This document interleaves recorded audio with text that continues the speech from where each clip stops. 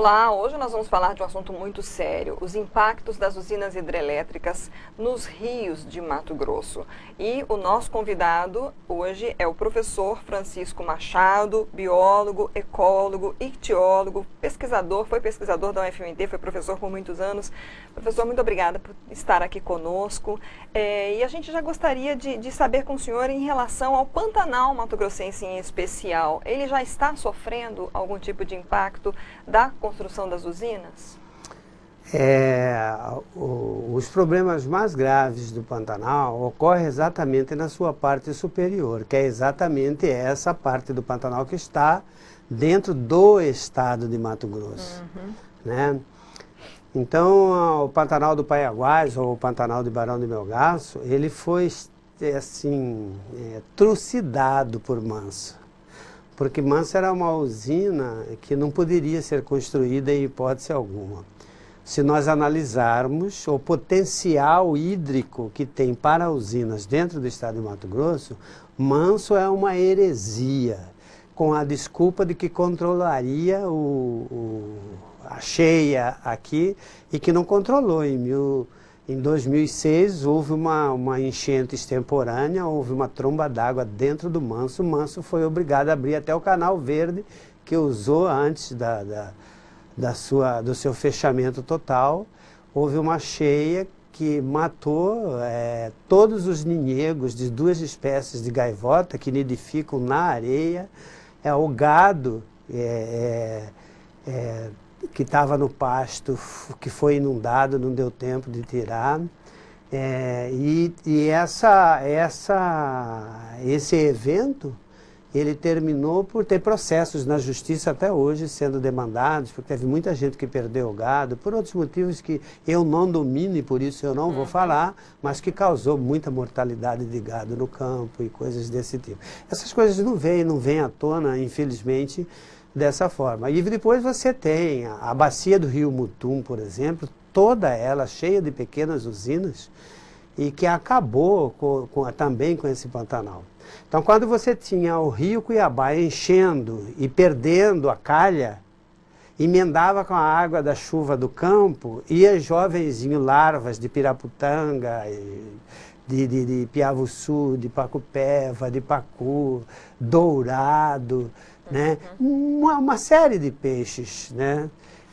Ficavam nesses campos crescendo, comendo com farta alimentação e com temperatura de água na faixa acima de 40%. Então, bastante alimento, temperatura adequada, alta, você tinha uma taxa de crescimento. Então, você via em 3 meses o bicho ir de lá. Uma piraputanga, por exemplo, dourada, ia de larva a 15 centímetros aproximadamente. Então, que são coisas que ninguém vê, ninguém olha. E aí eu até faço um parêntese para dizer para você, para mim é super difícil muitas vezes discutir, porque eu vou num bar, as pessoas começam a falar de pescaria, eu falo, mas não é assim, é melhor eu ficar quieto, porque as pessoas são ignorantes, elas não sabem. E o achismo domina, porque as pessoas sabem enfiar isca não só, sabem de tudo. Então nós perdemos esses efetivos dos piavussus, dos pacupevas, dos dourados, né? E enfim, das piraputangas nesse Pantanal.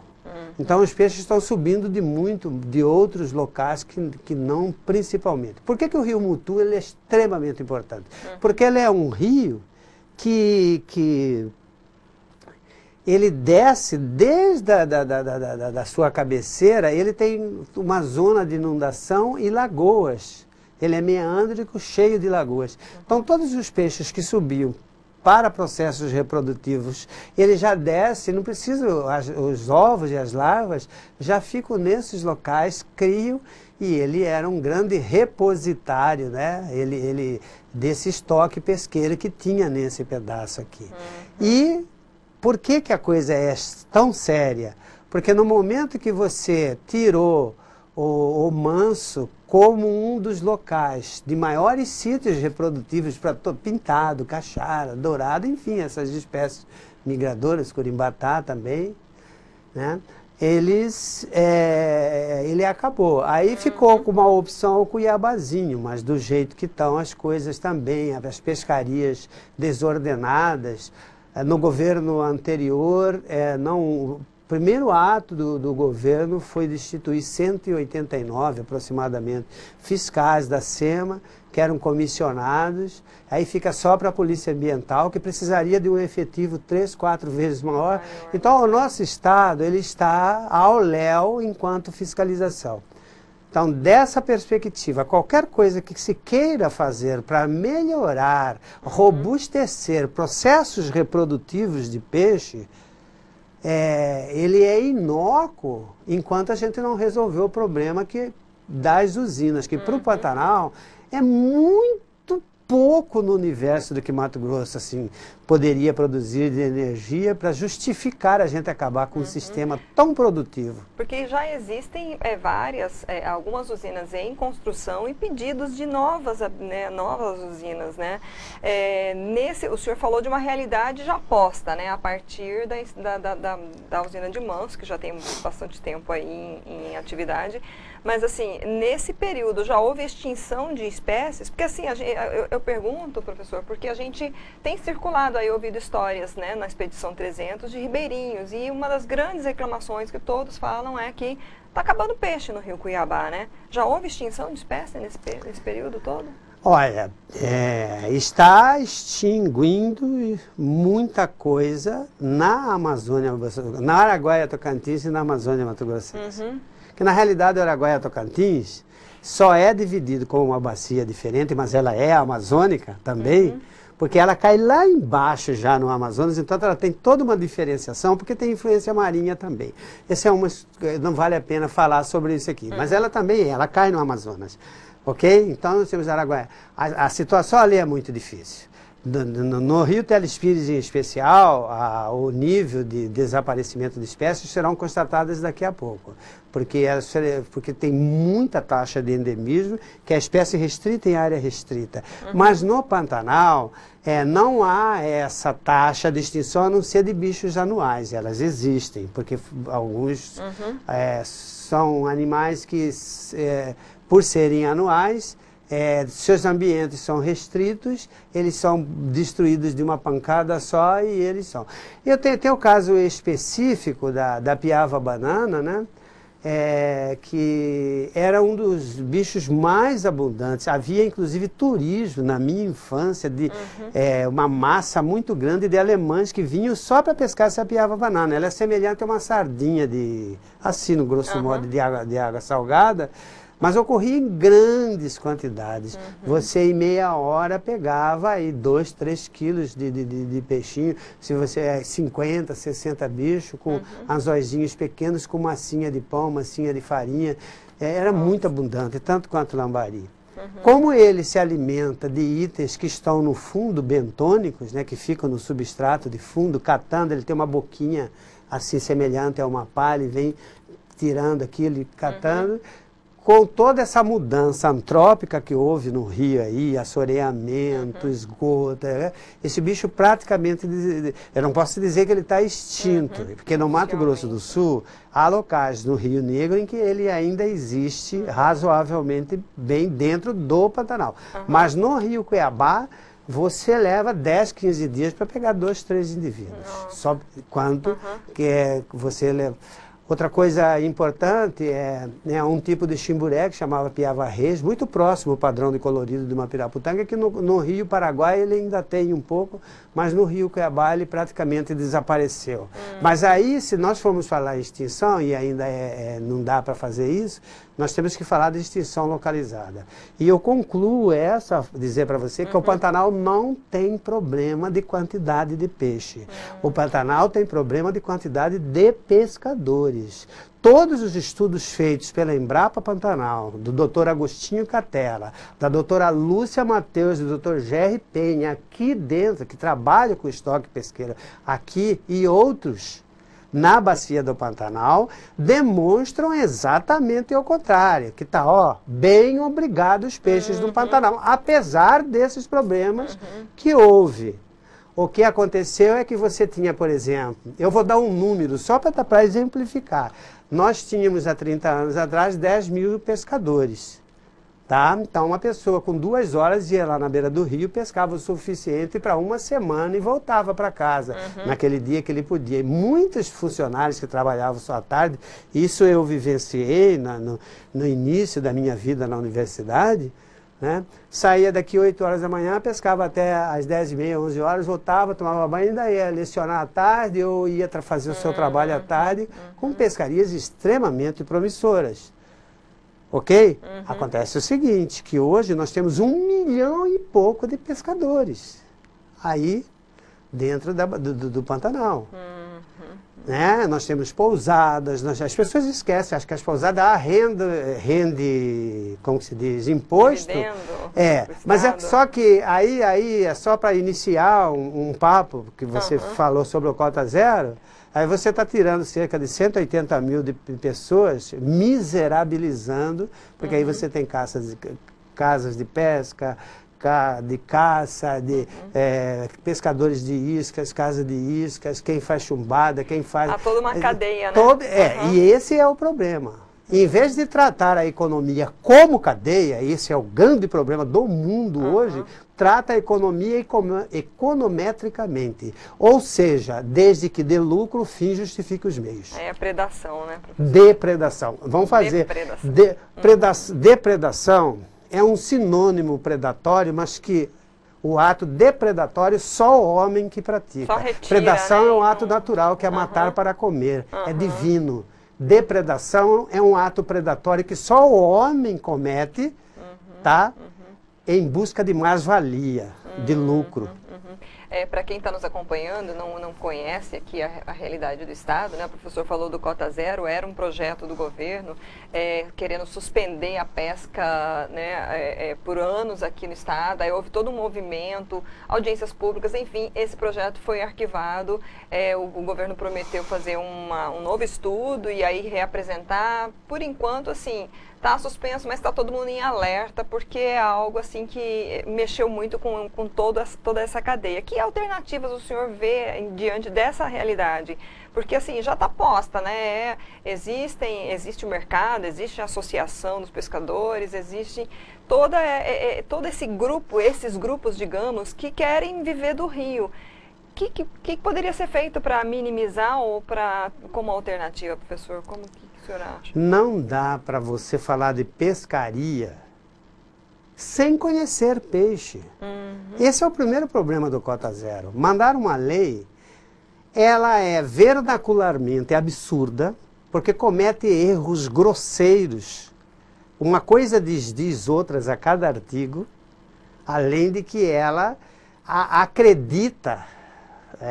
eu prefiro colocar esse verbo, o governador acredita que mandando uma coisa dessa, privilegiando barcos hotéis, pousadas e hotéis, ou turismo, que eles estão chamando de turismo pesqueiro, uma famigerada pesca desportiva, que ele entende como pesca e solte, o pesca e solte é aquela em que a pessoa pesca o peixe, tira o anzol com muito carinho, com um alicate daquele tamanho, dá um beijo, solta e quer me fazer crer que isso é um ato de amor. E ele está bem lá, ele não precisa. O peixe vai sobreviver, agora, né? Enquanto ato predatório, pescar para levar para sua casa, lhe traz muito prazer, lhe traz lazer, leva para casa o peixe. Para muitas pessoas, esse peixe que é levado pode significar a única proteína animal que ele vai ter, além do ovo, que poderia comprar naquela semana. E há aqueles que pescam todos os dias para comer, que são os ribeirinhos. Então você tem um tipo de pesca que ela não é considerada nesse programa Cota Zero, sem esse estabelecimento. Falou-se muito mal de Roberto Campos, de Delfim Neto. Delfim Neto está vivo. Quem leu o último ensaio de Delfim Neto, ele concorda com tudo isso que falo sobre aquecimento global, tudo, e que nós estamos fadados, com 7,7 bilhões de pessoas na Terra, a nos sucumbirmos enquanto espécie. E a Terra será muito melhor, porque a Terra não vai acabar. Outras espécies vão sobreviver, Mas a gente, enquanto ser humano, consome, consome, consome, acumula riqueza. E eu estava lendo um artigo há 15 dias atrás, eu fiquei assim, estarrecido. O mundo tem somente 2.153 pessoas que são bilionárias e que mandam na economia do mundo, e o Brasil, dos 210 milhões de habitantes, só tem 200, e são eles. E aí, só para falar um pouco, muito rapidamente, desde o governo militar, que os militares não se sobressaíram, não ficaram ricos, nada disso, isso é verdade. Mas eles propiciaram que esse mesmo povo que mandava naquela época é o mesmo povo que dita as regras até agora. Por questões éticas, não vou dizer o nome, mas qualquer pessoa que leia sobre economia, que entende que toda a riqueza do homem está em cima de recursos naturais, enquanto água, em especial dentro dos minerais, a água, e vegetais em especial, né? Porque sem vida vegetal e sem água não tem vida animal na Terra. O animal, eu, você, só existimos porque tem planta, que é o único organismo vivo que, através de processos fotossintéticos, consegue sintetizar seu próprio alimento. E toda a cadeia alimentar, desde as algas microscópicas, vem para cá. Isso parece um jargão, mas isso é verdade, deveria ser aprendido. Vontade política, na sua opinião. Mas aí tem um problema sério. Olha como uma coisa puxa a outra. Há um problema de educação. Não é essa educação que forma o caráter da pessoa, que é a família que dá, das palavras mágicas. Por favor, com licença, bom dia, como que está você? Tá? Mas da educação enquanto escolarização, para saber pelo menos as ciências básicas, química, física, matemática e biologia, mas também filosofia, antropologia, sociologia, essa coisa não é dada para a gente. E a gente fica um achismo. Nós somos um país de achistas, de soluções para resolver para quem já tem muito. Então a economia, eu estava vendo jornais matinais antes de vir para cá, a economia fica só falando do câmbio, mas ninguém está preocupado. Aliás, um colega seu, famoso dentro de Cuiabá, na semana passada, dando uma entrevista sobre o tema cota zero, né? Ele vai ao extremo do absurdo e ele sabe que ele está falando bobagem. Isso que me deixa muito chateado, né? Que o cota zero ia trazer muito imposto. Num outro momento de uma discussão dentro da maçonaria, eu falei para ele, vocês políticos, porque ele já foi um político, para mim um dos melhores que houve em Mato Grosso, inclusive, eu cheguei e falei para ele, você fica falando aí que tirar num pescar dourado e num pescar piraíba vai dar 50 milhões de imposto para o Estado. Mas você esquece que no momento que deixa de pescar este e outros de animais, vai tirar 500 milhões de comida da boca do povo durante o ano. E isso, na economia, ninguém vê.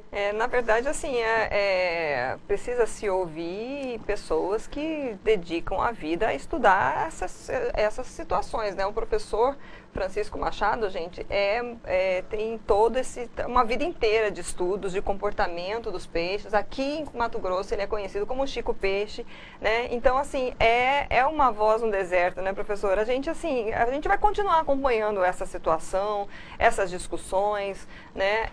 Fica aqui o espaço aberto para a gente retomar, de repente, quando vier novamente as discussões, que vai ter que fazer audiências públicas de novo, se houver novo projeto, né? Então, de qualquer forma, a gente agradece muito o senhor estar aqui conosco, esclarecendo essas questões, passando um pouco do seu conhecimento. A gente sabe que se pudesse, a gente ficava uma manhã inteira e não ia esgotar o assunto, né? Com certeza. Então, eu queria, assim, agradecer muito a sua presença aqui e a gente vai continuar acompanhando, sim, né? Com o senhor, a gente já ouviu a Nilma da associação aí, né? Das empresas, dos pescadores, e vamos continuar, vamos defender e trazer para o cidadão a consciência de que também cada um pode fazer a sua parte, né? Aquela coisa de não jogar a latinha por fora da janela do carro, já é a gotinha no mar, né? Eu concluo o raciocínio das usinas que nós temos tantas tecnologias num país tão privilegiado, com ventos, com sol, e que com tudo que já tem de hidroenergia e as outras alternativas, né, que há aí, nós poderíamos ser muito eficientes sem precisar acabar com um recurso chamado peixes, que é de fácil aquisição, é nobre, extremamente importante, proteicamente importante, né? E que está literalmente acabando. Mas os problemas maiores dentro do estado de Mato Grosso, ele reside na Amazônia mato-grossense, no Araguaia-Tocantins, mas principalmente na Amazônia, que o Telespires, por exemplo, ele não é um rio mais. Ele é uma sequência de lagos que drena para baixo e matou todos os tributários para cima, porque como a UHE Telespires não tem mecanismo de transposição de peixe, impediu que todos os peixes subam para vários tributários, como o Rio Verde, por exemplo, que os peixes não sobem mais. É, né? Tá bom, obrigada, professor. Eu que agradeço imensamente vocês, mas só contradizendo você, não me considero uma voz no deserto. Né? Ao contrário, eu prefiro pensar naquela semente que germinada darão outras sementes que poderão germinar, e isso tem acontecido ao longo do tempo. Por mais metafórico e difícil que pode ser para algumas pessoas, eu posso dizer que tem muita gente frutos, né? Que tem frutos, e frutos, Obrigada. E muitos frutos. Eu que agradeço imensamente. Bom, nós conversamos com o professor Francisco Machado, biólogo, ecólogo, ictiólogo, por muitos anos, professor e pesquisador da UFMT, alguém que estudou pessoalmente por muito tempo o comportamento dos peixes, os peixes de Mato Grosso. Então fica essa dica, você que está interessado em acompanhar essa história, você que está estudando, mande essa entrevista para essas pessoas, né, para os seus amigos, assista de novo, arquive para você essa entrevista, ela fica disponível no nosso canal do YouTube, nos sites RDTV, RD News, tem chamadas nas redes sociais, então fica essa dica. Obrigada pela audiência e até a próxima.